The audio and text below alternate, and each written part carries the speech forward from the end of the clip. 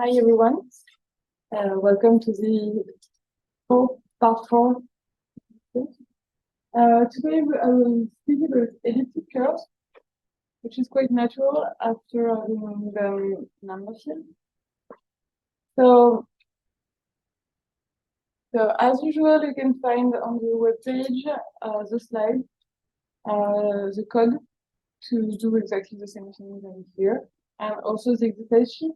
The exercise sheet is a bit shorter than usual, because I saw that most of you are still dealing with number fields or even with the first exercise sheet, so I just put some really, basic exercises just to use the command. So first, for recall, when you have an elliptic curve, it's associated to a Weierstrass equation, which is given either with a long equation or with a short version. So it's defined by either 5 coefficients or only 2 coefficients. To initialize elliptic curve in Exercices, you need this function, Limit. So we saw ff init for finite field, we saw nf init for number field, dnf init for extending number field. Here it's Limit, elliptic curve initialization. And you can use inside both of the representation. You can also obtain this kind of equation from the Jacobian of a genus 1 curve. So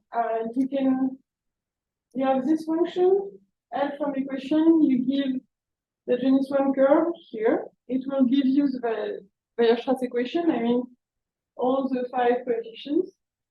And then with that, you can initialize your elliptic curve. You can also get some elliptic curve from the J invariant. So here I want an elliptic curve with J invariant 3. It will give me some coefficients. And then you can initialize your elliptic curve with that. If you ask after that for the J invariant, E dot J, it's 3. It was supposed to be. You can also easily get the value of the discriminant of your elliptic curve with dot disk or with the function Elliptic. So it's a reminder of what we did before. If you want to create a finite field, you just need a prime number, P, and an irreducible polynomial of degree n. And to get this irreducible polynomial, you can use ff init. You give P, you give n, and it will give you the polynomial and you call it P. You can, after that, get the generator of your finite field with ff or ff prime.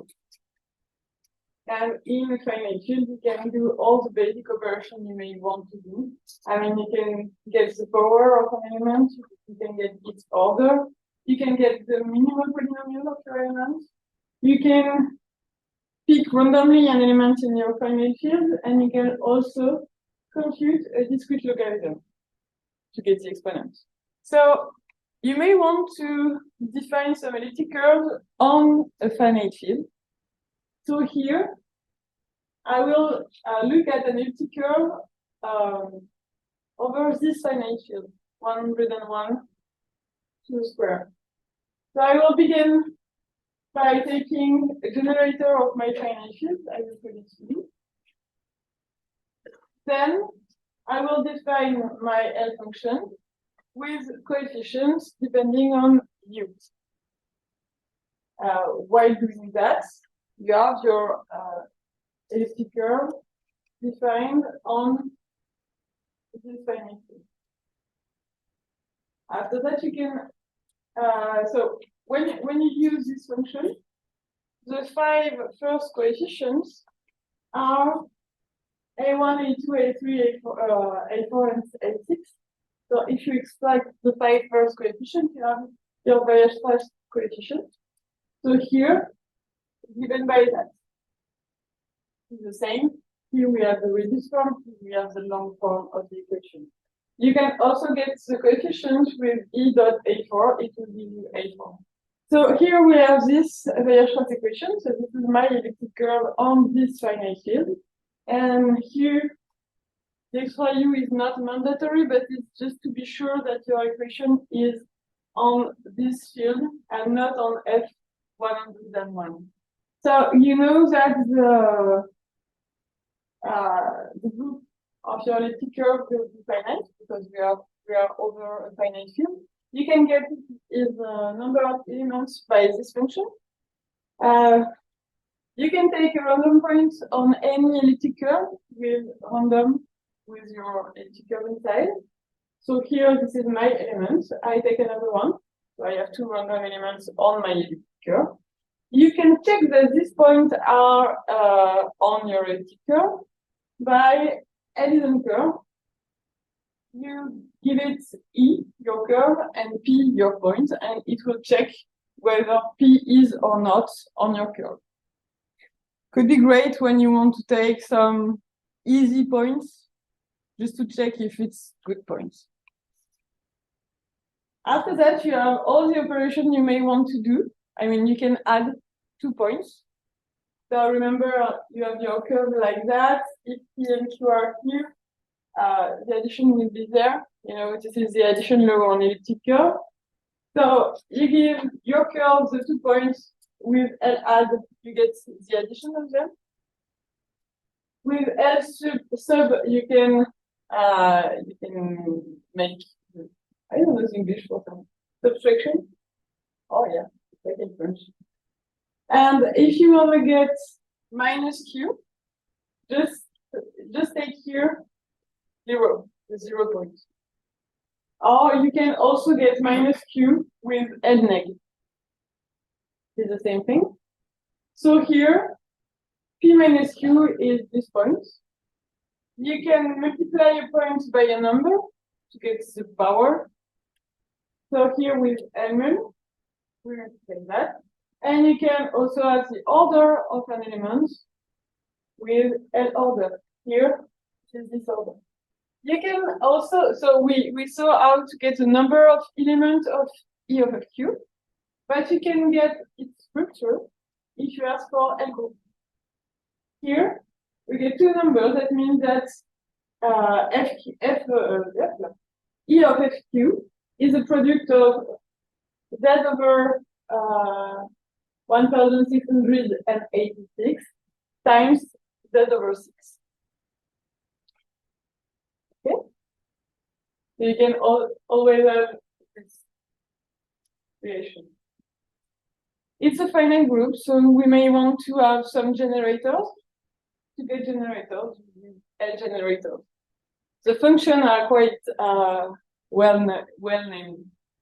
Well, so you get a minimal generating set.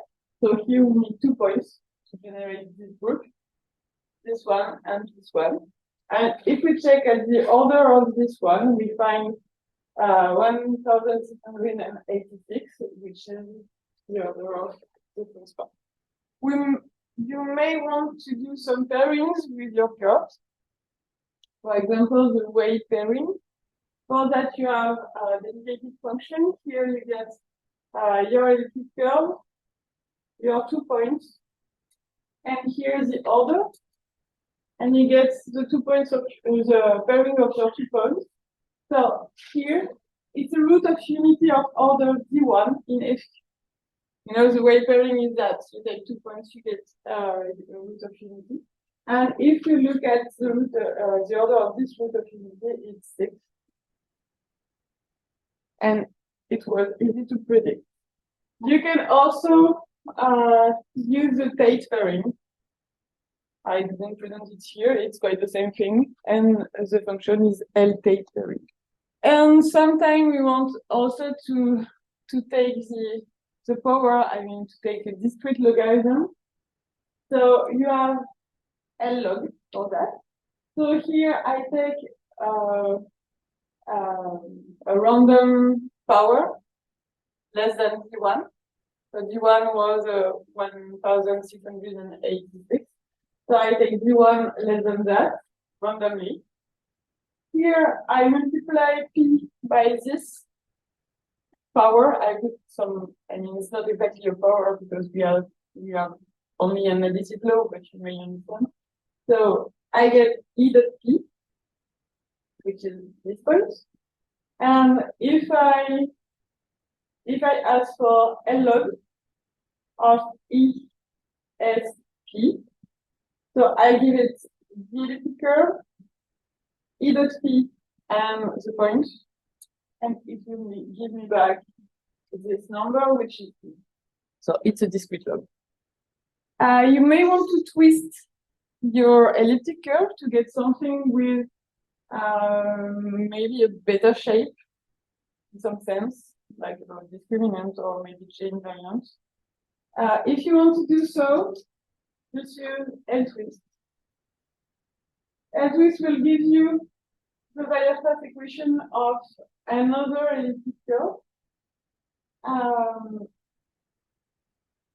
You can initialize this other elliptic curve, and then you can ask for L up is the trace of the Frobenius map. You know, we have this identity here, E of XQ, here is Q1, and here is what we call usually T, which is the trace of the Frobenius. So L up gives you that number. And here we can see that E is isomorphic to this twist. And you have so yeah, in your new elliptic curve, the trace of the Frobenius is minus your original. So when you work with L function elliptic curves over a finite field, you know that there is only one non-trivial twist. So this is this one. You cannot have other. And you may also want to work with isogenies, which are some morphism that preserve the structure of your curve. So let's take a new point on my curve. Here it's G1 multiplied by this term. So this new point should be of order 3. The G1 was of order G1. So it's of order 3. This point will generate a cyclic subgroup of order 3. And you can ask for the isogeny associated to E and T3. It will give you a new elliptic curve, which is in fact the quotient of E by this group. Okay, so you have the equation of this elliptic curve. And isogeny gives you two things, in fact. It gives you the equation of your new elliptic curve. And it gives you also the explicit member of your isogeny, so that you can have access to it. So here, the isogeny is defined by 3 components, F, J, and H, given as polynomial in X and Y. So the isogeny has this shape with this F, J, and H. You can apply isogenies to other points if you want, just to transfer your old point on your new elliptic curve. So for that, you have L isogeny applied. So here you give the isogeny description. Here you give your point on your base elliptic curve, and it will compute the point on this elliptic curve. You may notice that it's not necessary to precise which elliptic curve you have at the beginning, because it's inside the isogeny. Okay? If you are sure, if you make sure that the point is on your curve, if you apply that, it will be sufficient. And then if I initialize this new elliptic curve, and I try to get the order of my new point on this elliptic curve, I will find 562, which is in fact the order of G divided by 3. What we want. So everything is great, but sometimes we don't have elliptic curves on finite fields, we have elliptic curves on Q. So here what will happen? Here I have an elliptic curve defined over Q. So I can initialize it with the coefficient R1. No, I mean the first one is 0, 1, 1, -2, and 0. Yeah. It has this J invariant. Here we are over Q, so this invariant is irrational. We have this discriminant, it's not too big. You can ask for L global reduction of E. It will, the first term of that is the discriminant. So to get the discriminant, you can use both of them. You can ask for the torsion of your curve. Here I use L tors of E. And here it's a trivial torsion. If it's non-trivial, here you will get everything. You will get the order of the group and also the structure of the group. Okay? And you can get the basis of the 3 parts of your group with L generators. So another example, I take the elliptic curve generated from the J invariant tree. We saw that at the beginning. So I just extract the 5 first coefficients so that I have here the Weierstrass equation of my elliptic curve. I will get the conductor of my curve with L global red. First name of that is the conductor. The discriminant, which is quite huge. And I will ask also for a minimal model for E. So this is a global minimal integral model. With this function, I give it my initial elliptic curve. It will give me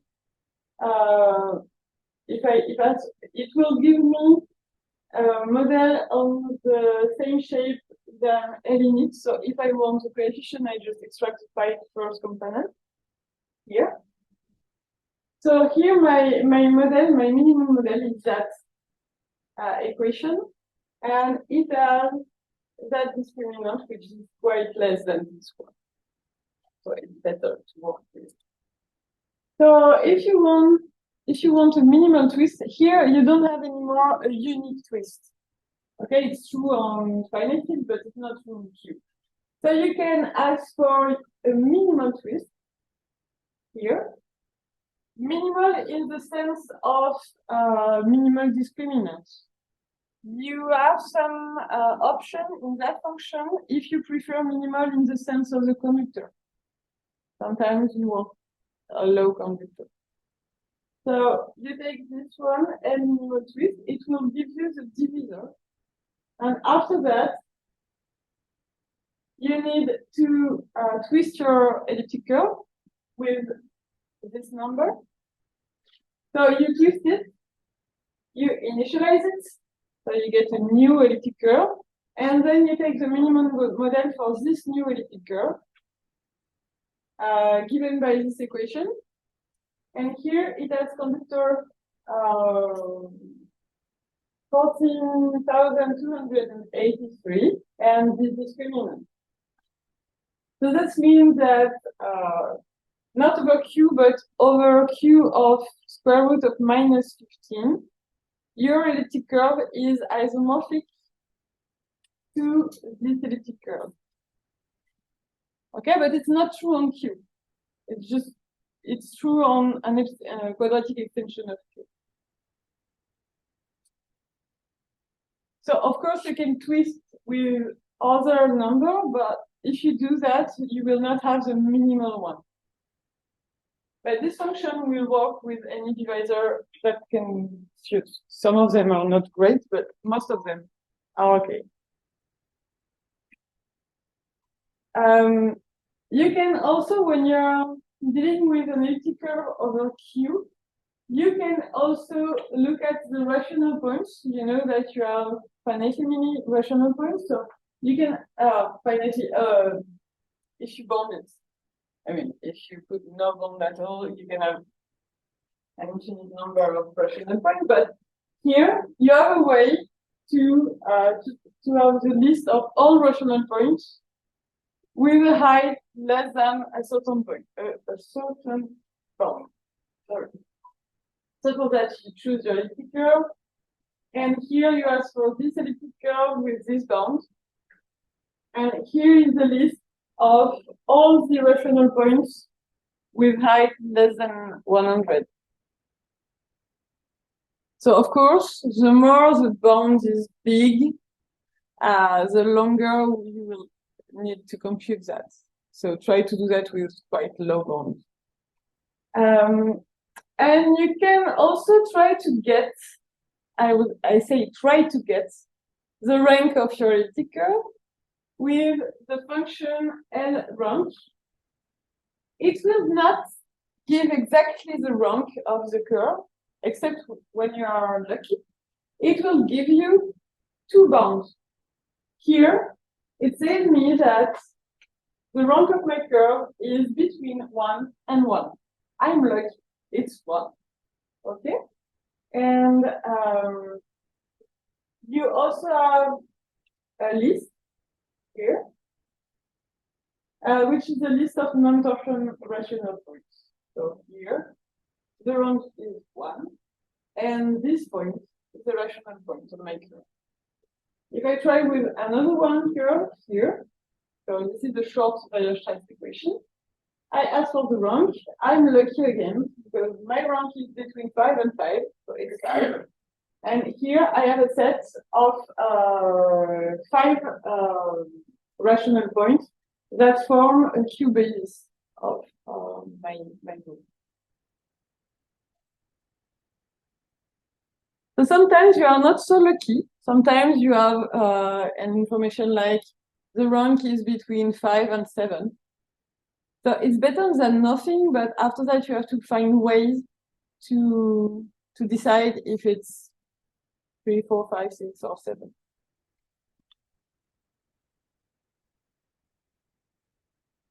And if your curve is of analytic rank 1, you have a function which will give you a non-torsion point on your curve. Okay, so you know this curve is a product of torsion and free path. So here, you give it you take an analytic curve, you check that it's of analytic rank 1 using a function. And then with this function, you have here a non-torsion point. It's usually ugly, but it's a non-torsion point.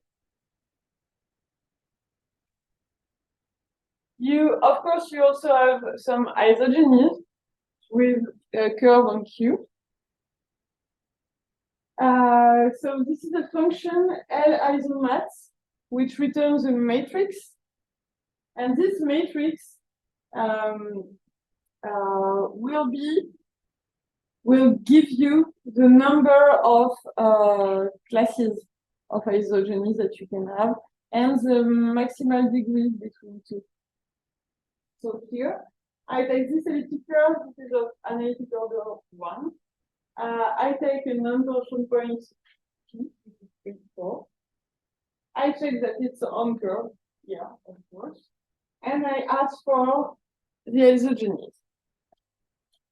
Then I get, look, this function gives you two things, L and M. We will first have a look at M. M is a matrix here. So first line, second line, third line. That says that you have 3 classes of isogeny. Okay, 1, 2, 3. And the number are the minimal degree of an isogeny going from one to the other. For example, here, from E1 to E1, I have degree 1. That's okay. If I want to go from E1 to E2, I will need a degree 3. From E1 to E3, I will need a degree So this is the minimal degree for this isogeny. And my first component L gives me the isogeny. I mean, a representative of each class. So if I take the second line of L, this is the second representative of the second isogeny class. So it's given by three things. The first is the elliptic curve. I will call it E2. The second one is the description of your isogeny going from your initial curve to the new one. So once again, you need three terms. And the last component is the dual isogeny, because these are kind of isomorphism. So you can go from E to E2 and from E2 to E.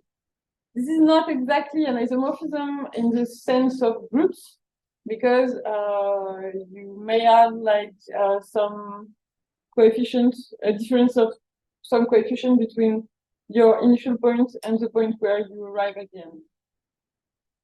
So here, E is Q isogenous to this curve. Okay, this is the representative of the second class. And then once you get this isogeny, so you can initialize it, you can then take a point on your first curve, then apply your isogeny on it to get a point on E2. So I check this new point is on E2, it is. I can look at the difference of height between my new point and my old point. And so this is my new point. And I can also do the same, going from E2 to my E, my first curve. So we've applied isogeny again, but this time we apply the dual isogeny to the point on E2, and we should get something which is quite close to P, our original point. So here we get something which is 3 times P. You see, this is what we get when we apply the dual isogeny, and this is 3P. So we have the same. This explains this 3 is the same as this one. And you may want also look at some elliptic curve over number field. For example, you remember I said earlier that sometimes you have two elliptic curves that are isomorphic, but on an extension of Q. So you may want to study some elliptic curve over extensions of Q. So for that, you need to initialize your number field. Here it's Q of square root of 5. And you take phi, this number, so that we can define our elliptic curve with the Weierstrass equation with coefficient depending on phi. Okay, so we are over Q of square root of 5. So I can initialize my elliptic curve. Here, I need to give the number field. So you really need to initialize it. So my curve, my equation, my number field, I can ask for the J invariant here. And this J invariant is on Q of square root of 5.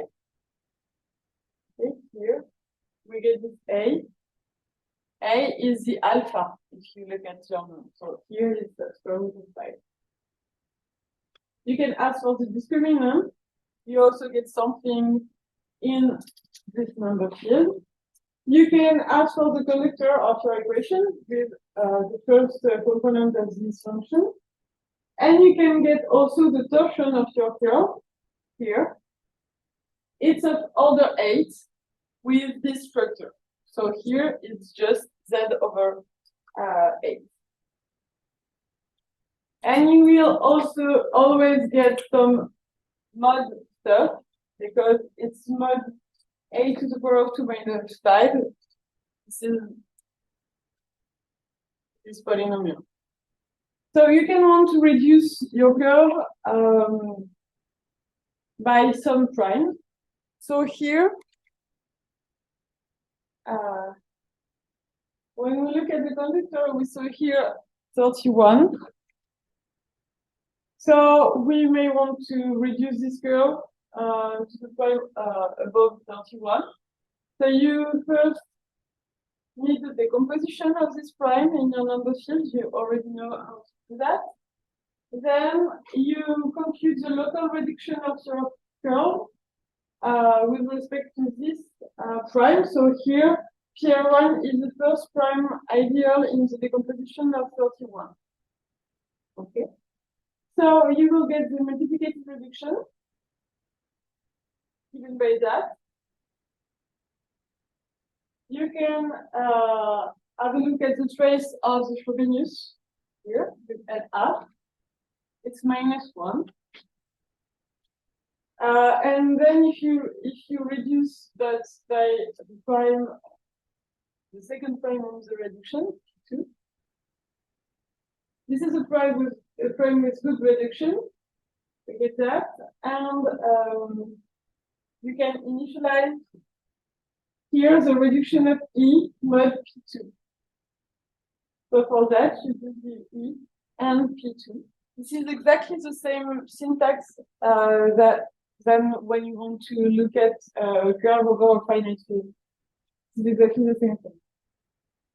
You can ask for the J invariant. Here it will be mod 31 because of that. And you can also have the group of this curve, which will be Z over 24Z in that case. So here you get the structure of your group. So you can also do a lot of other things that I will not explain today. Tomorrow we will have a look at L functions. So everything related to L function, I keep it for tomorrow. Okay. And you have more advanced function, but if you need it, I mean, for your research, just have a look at the very big documentation of the software. You have a whole part dedicated to L functions with a very large introduction where a lot of things are explained. So here, you should have all the basic functions that you may need for quite a common question. If you really need something really sharp, have a look at the documentation. Okay? So we'll stop here. If you have some question, like every day, I will just move around you and do the exercises and ask your questions. And for the last talk tomorrow, I will speak about L function. I had a look at the question you answered before I come, and nobody mentioned modular forms, so I will just skip it because I don't really like it, so I'm pretty happy. So we'll speak only about L functions because you need L function. Some of you mentioned L function, so I will do that. And after, we will take some time to finish the exercises. And yeah, and keep in mind that I will be here until the end of next week. So if you need, if you want, if you would like, we can also try to fix some meeting time next week if you want to keep doing the exercises, if you want me to answer some question. So you can find me in the office, but we can also try to have a kind of schedule. Okay? So go, exercises, try to deal with elliptic curves.